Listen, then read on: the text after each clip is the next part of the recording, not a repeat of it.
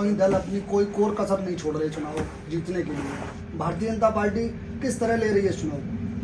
देखो, भारतीय जनता पार्टी हर चुनाव को गंभीरता से लेती है, चाहे वो लोकसभा का चुनाव हो, चाहे पंचायत का चुनाव हो, चाहे नगर निकाय का चुनाव हो, कोई भी चुनाव हो, भारतीय जनता पार्टी गंभीरता से चुनाव को लड़ती है और हर चुनाव को जीतने के लिए लड़ती है।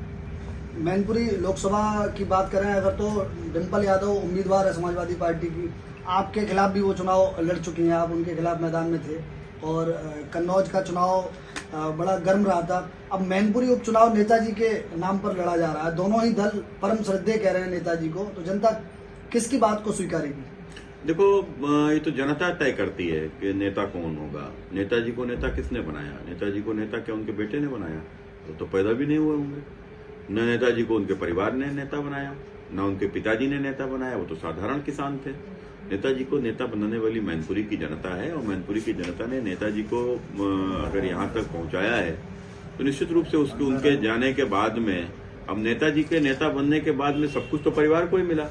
परिवार को पद मिला, परिवार को पैसा मिला, परिवार को संपत्ति मिली, कोठी मिली, बंगला मिले, सब कुछ तो परिवार को ही मिला।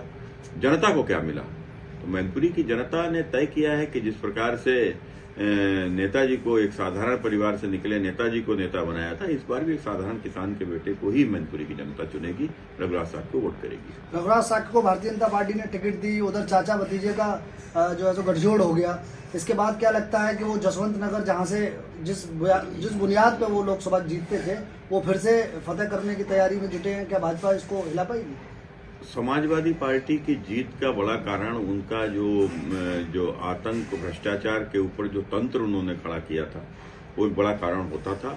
और पिछली बार 2017 में उत्तर प्रदेश में योगी जी की मुख्यमंत्री बनने के बाद में और जिस प्रकार से गुंडों के ऊपर जो कार्रवाइयां हुई हैं, माफियाओं को जिस प्रकार से उत्तर प्रदेश की सरकार ने जो माफियाओं का जो सर्वनाश किया है, मैं समझता हूं कि इस बार कोई गुंडागर्दी और कोई आतंक इस प्रकार का चलेगा नहीं और स्वतंत्र रूप से जनता मतदान करेगी। और जब जनता स्वतंत्र रूप से मतदान करेगी तो भाजपा को कोई हराने वाला है नहीं। अखिलेश जी पत्नी डिम्पल के लिए चुनाव प्रचार में कल कह रहे थे कि पुलिस धमकाएगी, बड़ा फोर्स लगाया जाएगा, सारी चीजें होंगी, आप डरना मत, वोट करना।